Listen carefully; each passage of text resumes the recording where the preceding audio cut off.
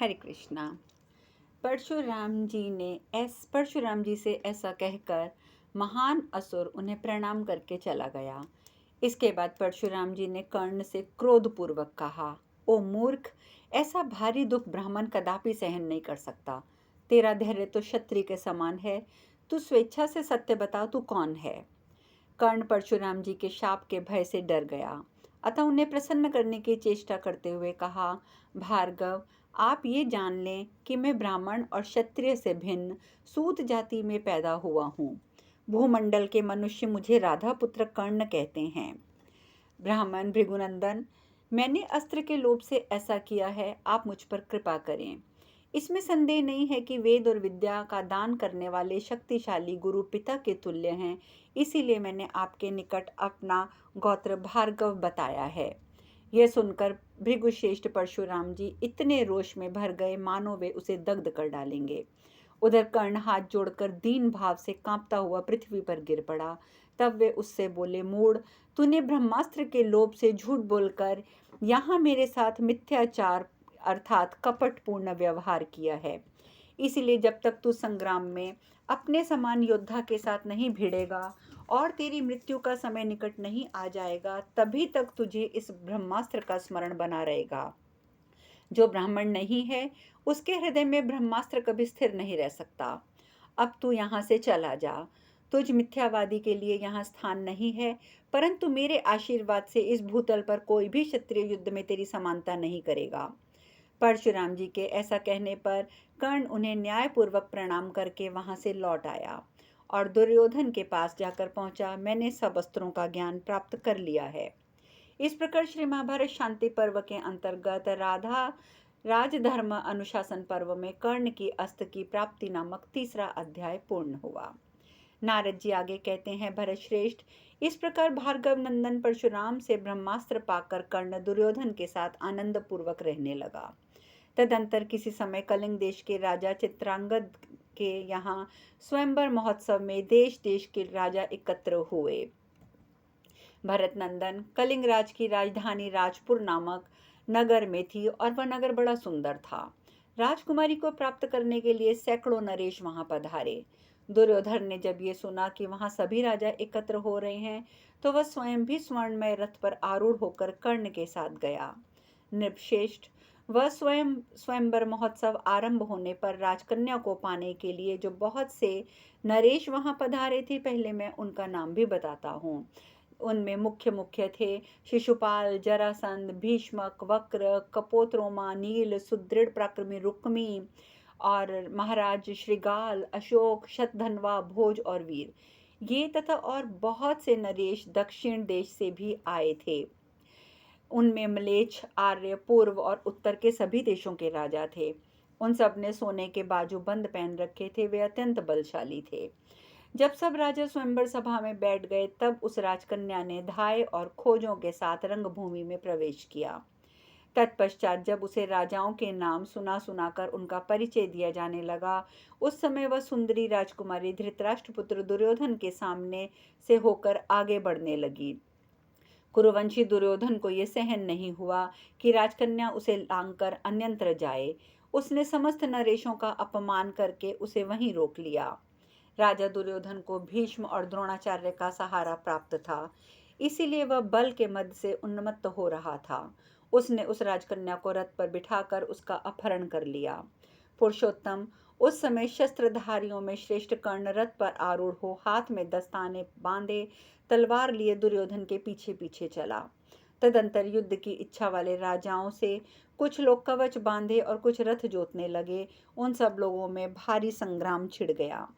जैसे मेघ दो पर्वतों पर जल की धारा बरसा रहे हो, उसी प्रकार अत्यंत क्रोध में भरे हुए नरेश कर्ण और दुर्योधन दोनों पर टूट पड़े और ऊपर बाणों की वर्षा होने लगी। कर्ण ने एक एक बाण से उन सभी आक्रमणकारियों को भूतल पर काट गिराया।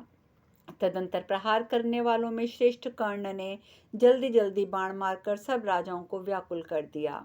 वे पराजित भूपाल भग्न मनोरथ हो स्वयं ही घोड़े हाँकते हुए बचाओ बचाओ की रट लगाते हुए युद्ध छोड़कर भाग गए। दुर्योधन कर्ण से सुरक्षित होकर राजकन्या के को साथ लिए राजी खुशी हस्तिनापुर वापस आ गया। इस प्रकार श्री महाभारत शांति पर्व के अंतर्गत दुर्योधन के द्वारा स्वयंवर में राजकन्या का अपहरण का चौथा अध्याय पूर्ण हुआ।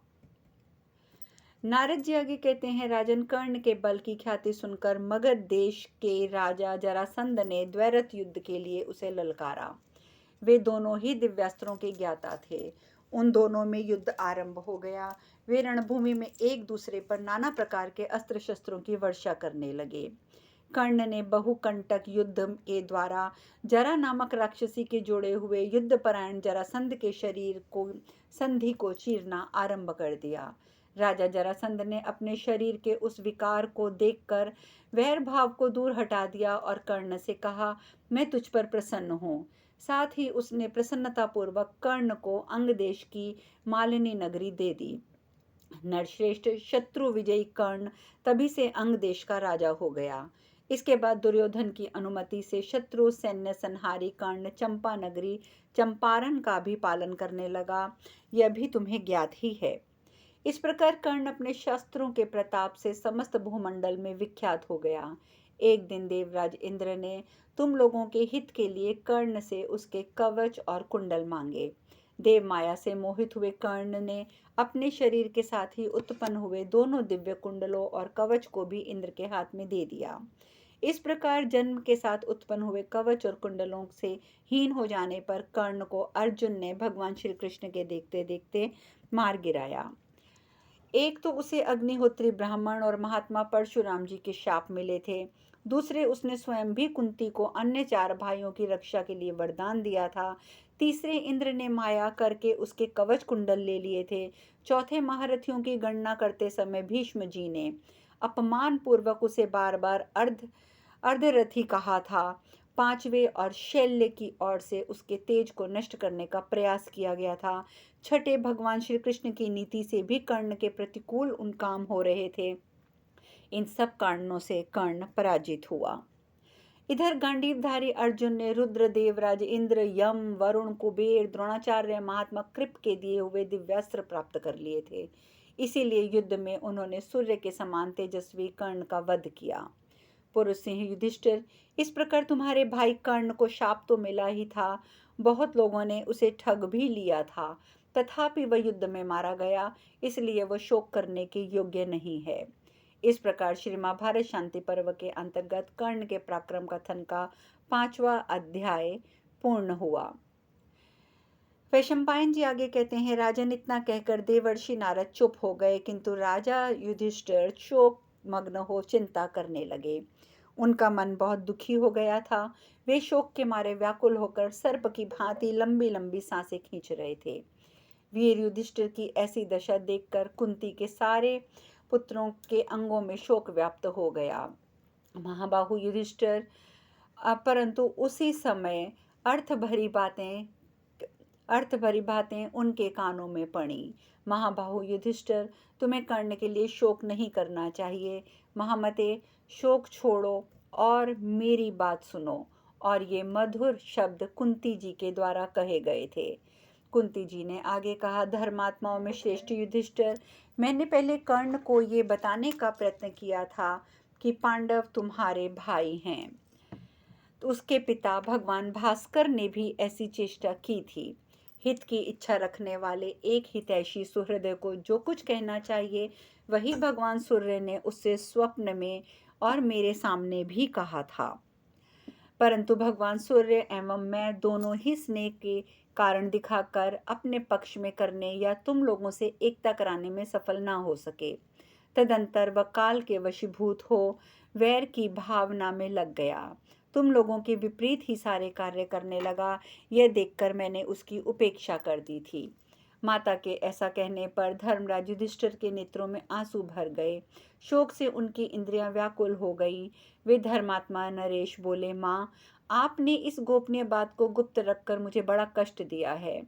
फिर महातेजस्वी युधिष्ठिर ने अत्यंत दुखी होकर सारे संसार की स्त्रियों को शाप दे दिया कि आज से स्त्रियां अपने मन में कोई गोपनीय बात नहीं छिपा सकेंगी। राजा युधिष्ठिर का हृदय अपने पुत्र पौत्र संबंधियों और सुहृदों के लिए उद्विग्न हो उठा। उनके मन में व्याकुलता छा गई। तत्पश्चात शोक से व्याकुलचित हुए बुद्धिमान राजा युधिष्ठिर संताप से पीड़ित हो धूम युक्त अग्नि के समान धीरे धीरे जलने लगे और राज्य और जीवन से विरक्त हो उठे।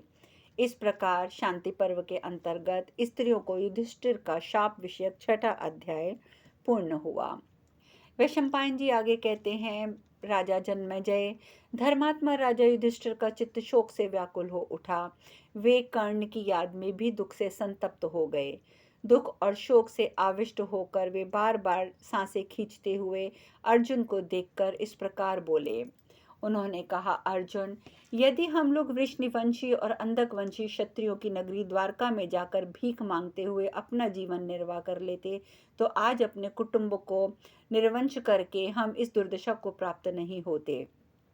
हमारे शत्रुओं का मनोरथ पूर्ण हुआ क्योंकि वे हमारे कुल का विनाश देखकर प्रसन्न होंगे। कौरवों का प्रयोजन तो उनके जीवन के साथ ही समाप्त हो गया।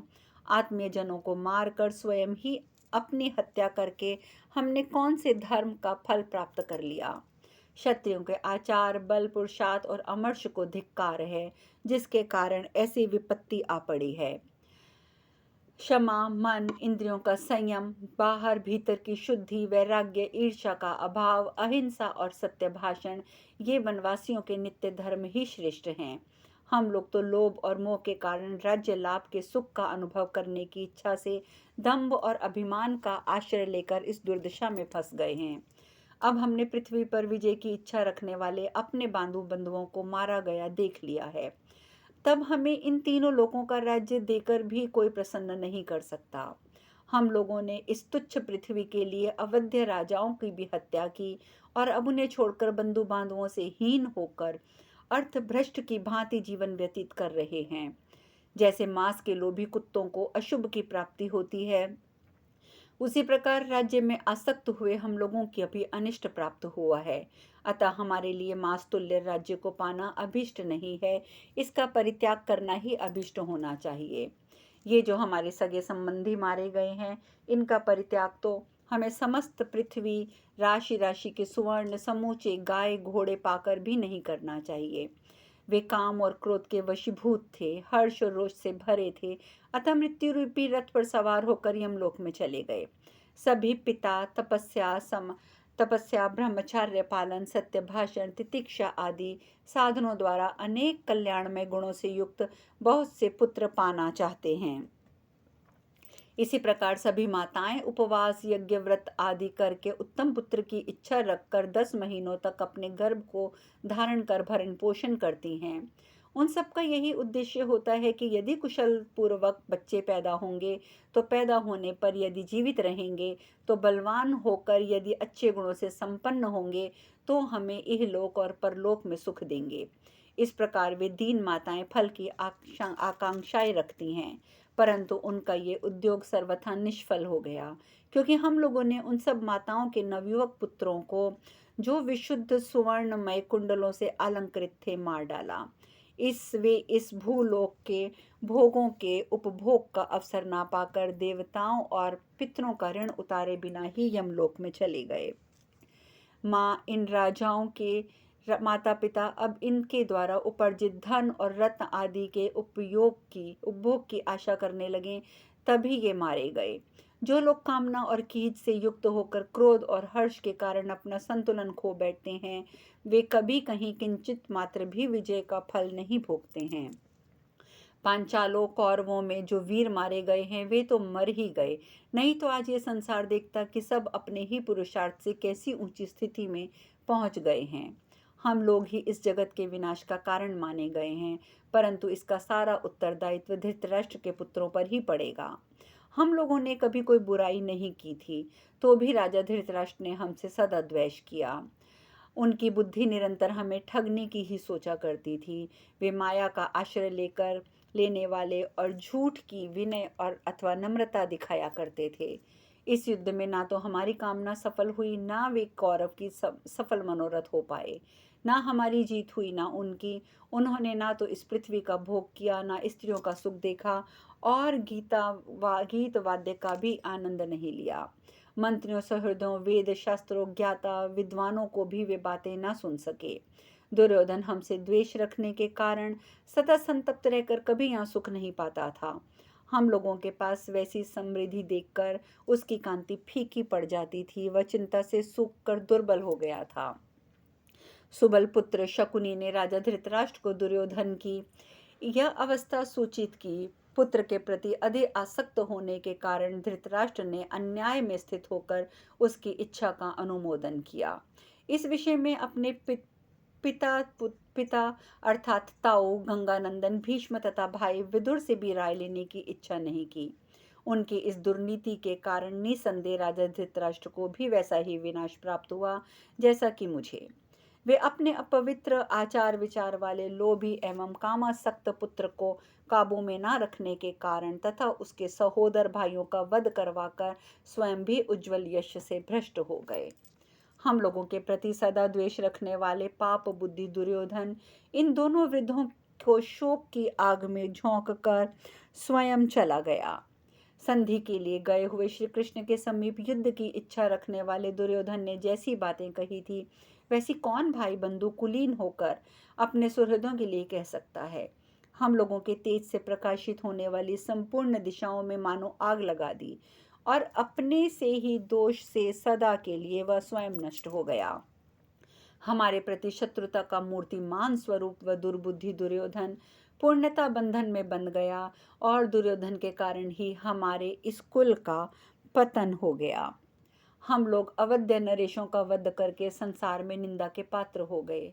राजा धृतराष्ट्र का कुल विनाश करने वाले दुर्बुद्धि और पापात्मा दुर्योधन को इस राष्ट्र का स्वामी बनाकर आज शोक की आग में जल रहे हैं। अब शेष कथा कल। हरे कृष्णा।